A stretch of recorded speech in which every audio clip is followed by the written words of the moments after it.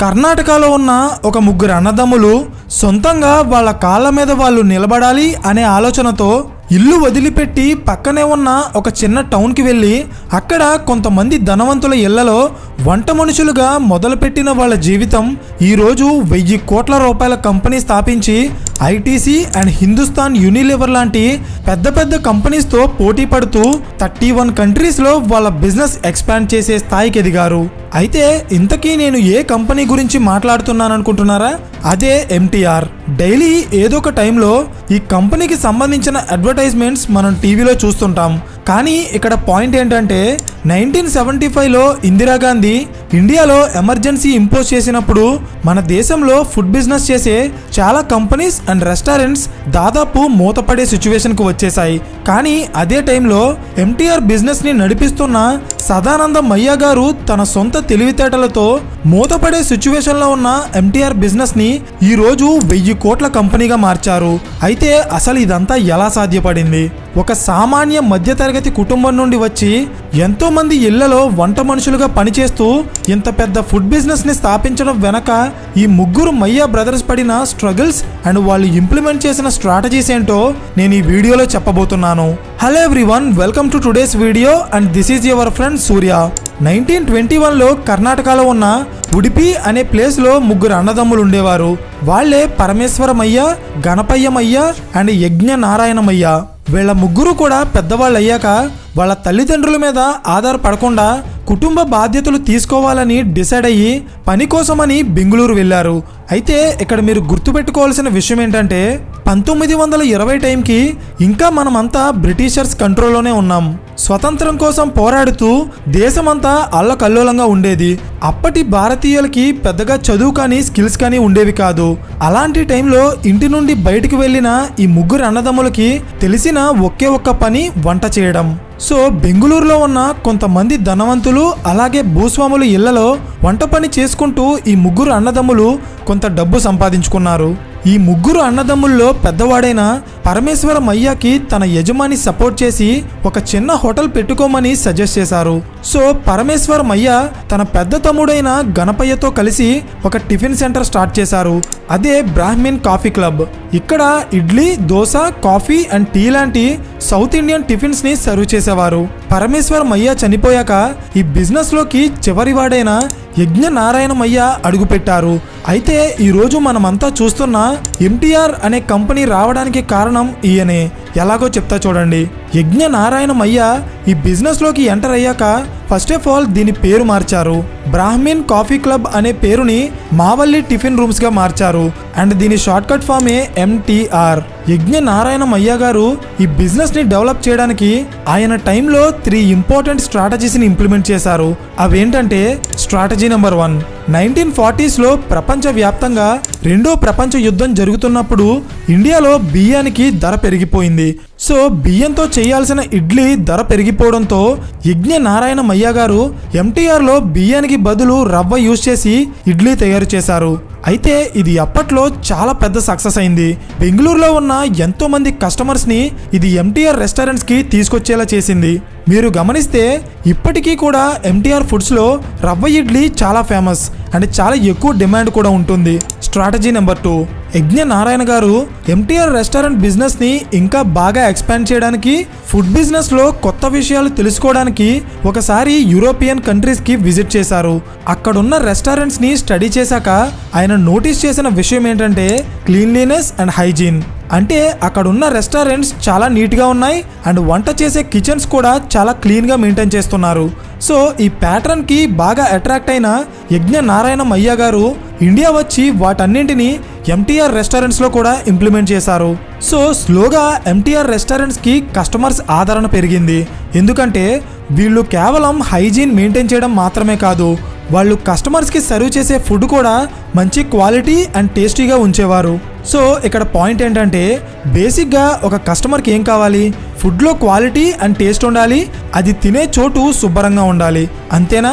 So దీని కారణంగానే బెంగళూరులో ఉన్న చాలామంది కస్టమర్స్కి ఎంటీఆర్ రెస్టారెంట్ ఒక ఫేవరెట్ ప్లేస్గా మారిపోయింది. స్ట్రాటజీ నెంబర్ 3, యజ్ఞ నారాయణమయ్య గారు యూరోప్లో ఉన్న టైంలో అక్కడ రెస్టారెంట్స్తో పాటు వాళ్ళు సర్వ్ చేసే ఫుడ్ ఐటమ్స్ని కూడా గమనించారు. సో ఆయనకు అర్థమైంది ఏంటంటే ఫుడ్లో మెయిన్ కోర్స్ ఎంత ఇంపార్టెంటో డిజర్ట్స్ కూడా అంతే ఇంపార్టెంట్. సో ఆయన ఎంటీఆర్ రెస్టారెంట్స్లో కూడా డిజర్ట్స్ తయారు చేయడానికి కొన్ని ఎక్స్పెరిమెంట్స్ చేసి ఫైనల్గా ఒక డిజర్ట్ తయారు చేశారు. అయితే ఇక్కడ పాయింట్ ఏంటంటే ఆయన డిజర్ట్ తయారు చేయడమో లేదా దాని టేస్టో ఇక్కడ మ్యాటర్ కాదు, దాన్ని మార్కెటింగ్ చేసిన విధానమే మైండ్ బ్లోయింగ్గా ఉంటుంది. ఎలా అంటే 1954లో ఎన్టీఆర్ అండ్ సావిత్రి గారు నటించిన చంద్రహారం అనే మూవీ రిలీజ్ అయింది. సౌత్ ఇండియన్ స్టేట్స్లో ఈ సినిమా చాలా అంటే చాలా పెద్ద హిట్ అయింది. అయితే దీనికి ఈ కంపెనీకి సంబంధం ఏంటనుకుంటున్నారా? ఈ సినిమాకి ఈ బిజినెస్కి ఎలాంటి సంబంధం లేదు. కానీ యజ్ఞ నారాయణమయ్య గారు ఈ సినిమా పేరు తీసుకుని ఆయన సొంతంగా తయారు చేసిన డెజర్ట్కి చంద్రహారం అనే పేరు పెట్టారు. అంతే. బెంగళూరులో ఉన్న అన్ని స్వీట్ షాప్స్ కంటే ఎంటీఆర్ రెస్టారెంట్లో ఉన్న ఈ చంద్రహారం అనే స్వీటే ఎక్కువగా అమ్ముడైంది. సో మై డియర్ ఆడియన్స్, ఇప్పుడు నేను చెప్పింది మీలో ఎంతమందికి గుర్తుందో తెలియదు, కానీ కొన్ని రోజుల క్రితం నేను హల్దీరామ్ కంపెనీ గురించి చెప్పాను. ఆ కంపెనీ కూడా ఎగ్జాక్ట్గా ఇదే స్ట్రాటజీని ఫాలో అయ్యి వాళ్ళ బిజినెస్ని సూపర్ హిట్ చేసుకుంది. అంటే ఏదైనా ఒక ఫేమస్ పర్సన్ నేమ్ కానీ లేదా మార్కెట్లో బాగా పాపులర్ అవుతున్న పేరు కానీ తీసుకుని ఒక పర్టికులర్ ప్రోడక్ట్కి పెట్టడం ద్వారా ఆ పేరు ఎంతమందికి తెలుస్తుందో అంతే మందిని ఇండైరెక్ట్గా ఈ ప్రోడక్ట్ అట్రాక్ట్ చేస్తుంది. ఎగ్జాక్ట్గా ఇలాగే హల్దీరామ్ కంపెనీ వాళ్ళ ఫస్ట్ ప్రోడక్ట్ అయిన భుజియాకి ఒక ఫేమస్ రాజు పేరు పెట్టి సక్సెస్ అయితే, ఇక్కడ ఎంటీఆర్ కంపెనీ చంద్రహారం అనే ఒక ఫేమస్ మూవీ నేమ్ యూజ్ చేసి మార్కెట్లో సక్సెస్ కొట్టింది. అర్థమైందా? ఐ థింక్ ఈ స్ట్రాటజీ ఇకపై మీకు బాగా గుర్తుంటుంది. సో ఇలా యజ్ఞ నారాయణమయ్య గారు తన జీనియస్ స్ట్రాటజీస్తో ఎంటీఆర్ రెస్టారెంట్ని బెంగళూరులో ఒక ఫేమస్ ఫుడ్ బ్రాండ్గా మార్చిన తర్వాత 1968లో ఆయన చనిపోయారు. ఆయన తర్వాత ఈ కంపెనీని నెక్స్ట్ జనరేషన్లో సదానందమయ్య గారు టేక్ ఓవర్ చేశారు. ఆయన అండర్లో ఈ బిజినెస్ బాగా ఎదుగుతున్న టైంలో అన్ఫార్చునేట్గా ఇండియాలో ఒక పెద్ద ప్రాబ్లం వచ్చింది. అదే నేషనల్ ఎమర్జెన్సీ. 25 జూన్ 1975 అప్పటి ప్రధానమంత్రి అయిన ఇందిరాగాంధీ గారు భారతదేశంలో ఎమర్జెన్సీ విధించారు. సో ఇదే టైంలో central government food control act అనే పేరుతో ఒక కొత్త చట్టాన్ని తీసుకొచ్చింది. ఈ చట్టం ప్రకారం దేశంలో ఫుడ్ బిజినెస్ చేసే అన్ని కంపెనీస్ అండ్ రెస్టారెంట్స్ వాళ్ళ ఫుడ్ ప్రొడక్ట్స్ని ఉన్న ప్రైజెస్ కంటే చాలా తక్కువ ప్రైజెస్కి అమ్మాలి. సో ఈ పర్టికులర్ సిచ్యువేషన్ని హ్యాండిల్ చేయడానికి చాలా రెస్టారెంట్స్ అండ్ కంపెనీస్ వాళ్ళ ఫుడ్లో క్వాలిటీ తగ్గించేశాయి. మరికొన్ని రెస్టారెంట్స్ అయితే వాళ్ళ బిజినెస్లే మూసేసుకున్నాయి. కానీ ఇక్కడే ఎంటీఆర్ కంపెనీ ఒక జీనియస్ స్ట్రాటజీ ఇంప్లిమెంట్ చేసింది. అదేంటంటే ఎమర్జెన్సీ టైంలో ఎంటీఆర్ కంపెనీ వాళ్ళ కస్టమర్స్కి లో క్వాలిటీ ఫుడ్ అందించడం ఇష్టం లేక అప్పటి వరకు వాళ్ళు సంపాదించిన లాభాలన్నీ తిరిగి వెనక్కి ఖర్చు పెడుతూ వాళ్ళ కస్టమర్స్కి తక్కువ ధరకే క్వాలిటీ ఫుడ్ అందించడానికి చాలా ట్రై చేశారు. సో దీని కారణంగానే ఎంటీఆర్ రెస్టారెంట్స్ డైలీ 50,000 నుండి ₹1,00,000 నష్టాల్లో నడిచేవి. కొన్ని రోజులకి ఈ నష్టాలు ఎక్కువ అవడంతో ఫైనల్గా సదానందమయ్య గారు ఎంటీఆర్ రెస్టారెంట్స్ని కంప్లీట్గా మూసేశారు. అయితే కథ ముగిసిపోయిందనుకుంటున్నారా? లేదు, అసలు కథ ఇక్కడి నుండే స్టార్ట్ అవుతుంది. ఎలా అంటే తను రెస్టారెంట్ మూసేసే ముందు సదానందమయ్య గారు ఒక జీనియస్ స్ట్రాటజీ ఆలోచించారు. అదేంటంటే ఎమర్జెన్సీ ఎత్తేసిన తర్వాత ఖచ్చితంగా మళ్ళీ ఫుడ్ ప్రొడక్ట్స్కి ప్రైసెస్ పెరుగుతాయి, కస్టమర్స్ కూడా అలాగే కొంటారు. కానీ ప్రెజెంట్ ఎమర్జెన్సీ ఉండటం వల్ల ఎంత తక్కువ ధరకి ఫుడ్ అమ్మినా అది కస్టమర్స్ కొనకపోవడం వల్ల సాయంత్రం అయ్యే టైంకి అది పాడైపోయేది. సో అప్పటికే వీళ్ళ బిజినెస్ నష్టాల్లో ఉంటే ఆ నష్టాన్ని ఇది ఇంకా పెంచేస్తుంది. సో ఇక్కడ సదానందమయ్య గారు ఏం చేశారంటే ఫ్రెష్గా ఫుడ్ని వండి సర్వ్ చేయకుండా ప్యాకేజ్డ్ ఫుడ్స్ తయారు చేసి తను అమ్మాలనుకున్న ప్రతి ఫుడ్ ఐటమ్ని కూడా ప్యాకేజ్డ్ ఫార్మేట్లోకి కన్వర్ట్ చేశారు. సో దీనివల్ల ఏమవుతుందంటే ఒక్క రోజులోనే పాడైపోయే ఫుడ్ ఐటమ్ ఒక్కసారి ప్యాకింగ్ చేస్తే నెలలు తరబడి ఫ్రెష్గానే ఉంటుంది. సో కంపెనీకి కూడా నష్టాలు తగ్గి లాభాలు పెరుగుతాయి.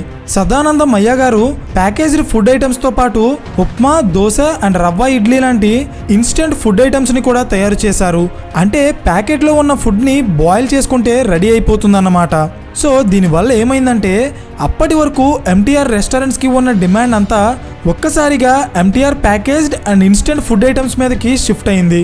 1977లో ఎమర్జెన్సీ ఎత్తేసిన తర్వాత సదానందమయ్య గారు తిరిగి వాళ్ళ రెస్టారెంట్ బిజినెస్ని కూడా ఓపెన్ చేశారు. కానీ ఇక్కడ పాయింట్ ఏంటంటే ఎమర్జెన్సీ టైంలో ఆయన స్టార్ట్ చేసిన ప్యాకేజ్డ్ ఫుడ్ బిజినెస్ ఎమర్జెన్సీని ఎత్తేసే టైంకి బాగా డెవలప్ అయింది. సో ఇదే సరైన టైం అనుకున్న సదానందమయ్య గారు ఈ ఎంటీఆర్ బ్రాండ్ని సౌత్ ఇండియాలో ఉన్న అన్ని రాష్ట్రాలకి ఎక్స్పాండ్ చేశారు, లైక్ ఆంధ్రప్రదేశ్, తమిళనాడు, కేరళ. అయితే ఇక్కడ మీకు తెలియాల్సిన విషయం ఏంటంటే సౌత్ ఇండియాలో ఉండేవాళ్ళు దాదాపు ఒకే రకమైన ఫుడ్ తింటారు. టేస్ట్ అండ్ ఫ్లేవర్లో కొద్దిగా చేంజ్ ఉన్నప్పటికీ ఇడ్లీ, దోశ, సాంబార్, ఉప్మా అండ్ బిర్యానీ ఇలా ఫేమస్ అయిన ఫుడ్ ఐటమ్స్ అన్ని రాష్ట్రాల్లో కూడా ఒకేలా తింటారు. కానీ నార్త్ ఇండియాలో అలా కాదు.